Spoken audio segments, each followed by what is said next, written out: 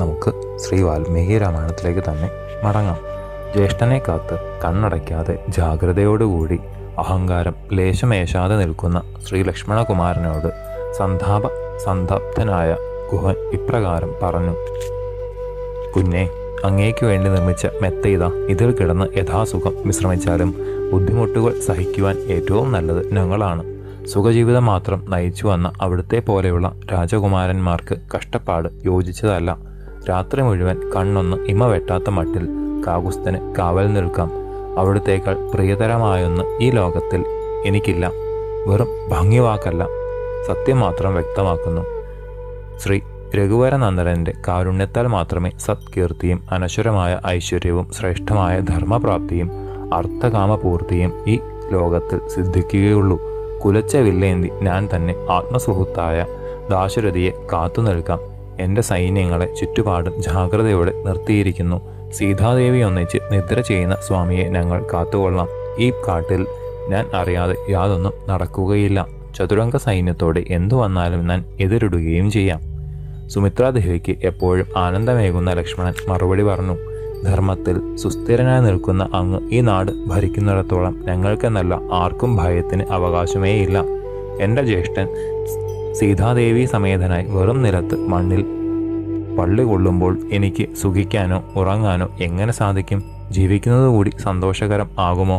ദേവാസുരന്മാർ ഒന്നിച്ചു ചേർന്ന് നേരിട്ടാൽ കൂടി ഏതൊരാളെ ജയിക്കുവാൻ സാധിക്കുകയില്ലയോ? ആ ജ്യേഷ്ഠനാണ് ജനക മഹാരാജപുത്രി ഒന്നിച്ച് പുൽമെത്തയിൽ കിടക്കുന്നത്. നിഷാദേശ്വരനായ ഗുഹ, എൻ്റെ അച്ഛൻ ഇക്ഷ്വാകു വംശരത്നമായ ദശരഥ മഹാരാജാവ് അനേകം ജപങ്ങൾ ചെയ്തു, തപസ്സുകൾ ചെയ്തു. അതുകളുടെയെല്ലാം ഫലമായി തത്സ്വരൂപമായി സിദ്ധിച്ച അമേയരത്നമാണ് എൻ്റെ ജ്യേഷ്ഠൻ. പുത്രവിയോഗ ദുഃഖം എൻ്റെ പിതാവിനെ അധികകാലം ജീവിച്ചിരിക്കുവാൻ അനുവദിക്കുകയില്ല. ഭൂമി വിധവയായി തീരുവാൻ ഏറെ താമസമില്ല, തീർച്ച. അമ്മമാർ എല്ലാവരും കരഞ്ഞു തളർന്ന് വീണിട്ടുണ്ടായിരിക്കും. അതുകൊണ്ട് ഒരുപക്ഷെ ശ്രീരാമരാജഭവനം ശബ്ദവിഹീനമായേക്കാം. നമ്മുടെ ദൈവമായ അച്ഛൻ, വലിയമ്മ കൗസല്യാദേവി, എൻ്റെ അമ്മ ഇവർ ജീവിച്ചിരിക്കുമെന്നേ തോന്നുന്നില്ല.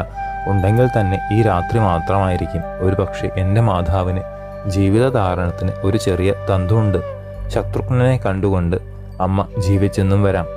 വീരസ്തുവായ കൗസല്യാദേവിയുടെ ജീവിതം, ശ്രേഷ്ഠ സുഹൃത്തായ ഗുഹ, അതാലോചിക്കുമ്പോൾ അടക്കുവാൻ കഴിയാത്ത ദുഃഖമുയരുന്നു. മഹാത്മാവായ സീമന്തപുത്രനെ കാണാതെ മഹാരാജാവ് എങ്ങനെ ജീവിക്കും?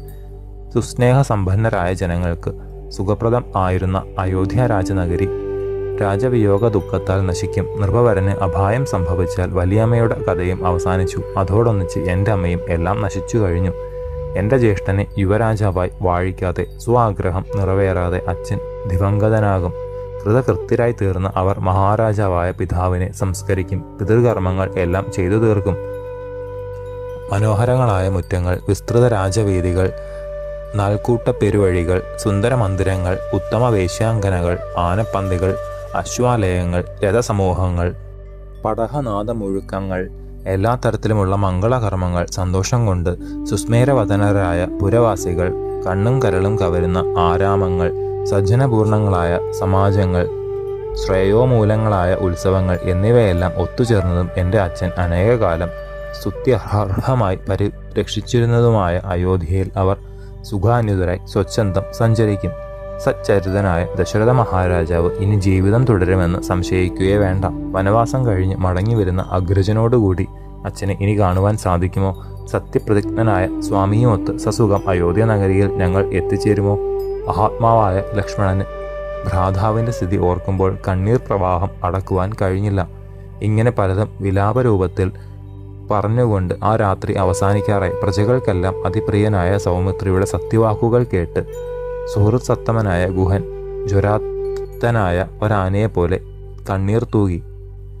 വിരിഞ്ഞ മാറും നീണ്ടുരുണ്ട കൈകളും അചിന്ത്യശോഭയുമായുള്ള ശ്രീരാമചന്ദ്രൻ ലക്ഷണങ്ങളെല്ലാം ഒത്തുചേർന്ന അനുജനോട് അരുളി ചെയ്തു: കുമാര, നിശാദേവി ഇതാ പതുക്കെ അപ്രത്യക്ഷയാകുന്നു. പക്ഷികളെല്ലാം ഉണർന്ന് കളകളാനാഥം മുഴക്കി തുടങ്ങി. ദിനകരദേവൻ ഉദയാദ്രി ശൃംഗത്തിൽ അണയാറായി. കുയിലുകൾ പഞ്ചമസ്വരത്തിൽ കൂകുന്നു. അരണ്യാന്തർഭാഗത്തു നിന്ന് മയിലുകളുടെ ശബ്ദം കേൾക്കുന്നു. സൗമ്യനായ ഉണ്ണി സമുദ്രഗാമിനിയും അന്തർവാഹിനിയുമായ ഗംഗാനദിയെ കടക്കണം. പൂർവ്വസന്ധ്യാവന്ദനത്തിനു മുമ്പ് നമുക്ക് പോവുക. അല്പം ധൃതി കൂട്ടണം. അഗ്രജ നിർദ്ദേശം ശിരസ വഹിച്ച സുമിത്രാനന്ദനൻ ഗുഹനെയും സുമന്ത്രരെയും അതറിയിച്ചു. സ്ഥപതി എന്ന നിഷാദരാജാവ് മന്ത്രിമാരെ വിളിച്ച് ശ്രീരാമകുമാരന് അർഹമായ ഒന്നാന്തരം തോണി വേണ്ടപ്പെട്ട തുഴകളോടുകൂടി അതിവേഗം എത്തിക്കുക എന്ന് കൽപ്പിച്ചു. അമാത്യന്മാർ സ്വാമി കൽപ്പന ഉടനെ അനുസരിച്ചു കഴിഞ്ഞു. തോണിയെത്തി. ഗുഹൻ കൂപ്പുകൈകളോടെ ദേവനെ അറിയിച്ചു. ദേവദേവ, അവിടത്തേക്ക് ആരോഹണം ചെയ്യുവാനുള്ള തോണി എത്തിച്ചു. ഇനി എന്താണ് അടിയൻ ചെയ്യേണ്ടത്? അതിതേജസ്വിയായ ദാശരഥി, അങ്ങ് ചെയ്യേണ്ടതേതോ അത് ചെയ്തു. സാമാനങ്ങൾ തോണിയിൽ കയറ്റിക്കൊള്ളൂ. കവചമണിഞ്ഞ് ഖഡ്ഗം അരയിൽ ധരിച്ച് കോദണ്ഡപാണികളായ രഘുനന്ദനന്മാർ ജലത്തിന് അടുത്തെത്തിയപ്പോൾ സുമന്ത്ര മഹാമന്ത്രി വിനയത്തോടെ, പ്രഭോ, അടിയൻ ഇനി കണ്ണീരൊഴുകി തൊഴുതുകൊണ്ട് നിൽക്കുന്ന സുമന്ത്രരെ വലത് കൈകൊണ്ട് സസ്നേഹം തലോടി ശ്രീരാമചന്ദ്രൻ അരുൾ ചെയ്തു. സുമന്ത്രരെ, വേഗത്തിൽ മടങ്ങിപ്പോകൂ. മന്നോർ മന്നവ സമീപത്തിലെത്തൂ. എല്ലാം നല്ല പോലെ മനസ്സിരുത്തണം. ഞങ്ങൾ ഇനി കാൽനടയായി അരണ്യത്തിലേക്ക് പോകാം. തനിക്ക് മടങ്ങുവാൻ വിടയേകിയപ്പോൾ അത്യധികം അഴലാർന്ന അമാത്യൻ ഗദ്ഗതത്തോടെ, മഹാപ്രഭോ, ഇക്ഷ്വാകു വംശരാജാക്കന്മാർക്ക് വനവാസം വിധിയില്ലാത്തതല്ല. പാവപ്പെട്ടവനെ പോലെ പത്നിയും അനുജനും ഒന്നിച്ച അവിടുത്തെ ഈ കാനനവാഴ്ച ആലോചിക്കുമ്പോൾ ബ്രഹ്മചര്യത്തിനും സന്മനസ്സിനും സത്യത്തിനും ശാന്തതയ്ക്കും ഫലമില്ലെന്ന് തോന്നുകയാണ്. ഇല്ലെങ്കിൽ തിരുമേനിക്ക് ഇത്തരമൊരു വിധി വരികയില്ല. 3 ലോകങ്ങളും വിജയിക്കുന്നത് പോലെ സീതാലക്ഷ്മണ സമേതനായ അവിടുന്ന് ദുസ്തരമായ ഈ നിയമം കടന്ന് ഗതി നേടും. ഞങ്ങൾ ഹതഭാഗ്യരായി തീർന്നു. അവിടുന്നും ഞങ്ങളെ വഞ്ചിച്ചു. ദുഷ്ടസ്വരൂപിണിയായ കൈകേയിയുടെ ചൊൽപ്പടിയിൽ ഞങ്ങൾക്ക് ജീവിക്കേണ്ട ഗതികേട് വരുത്തിയല്ലോ. ആത്മസദൃശനായ ശ്രീരാമൻ അയോധ്യയെയും തന്നെയും വിട്ട് വിദൂരത്തിൽ എത്തിയതായി തോന്നിയ സൂതൻ തേങ്ങി തേങ്ങി കരഞ്ഞു. ശേഷം ചരിതം നമുക്ക് അടുത്ത ഭാഗത്തിലൂടെ കാണാം. ഗുരുപാദങ്ങളിൽ സാഷ്ടാംഗ പ്രണാമത്തോടെ നമസ്കാരം.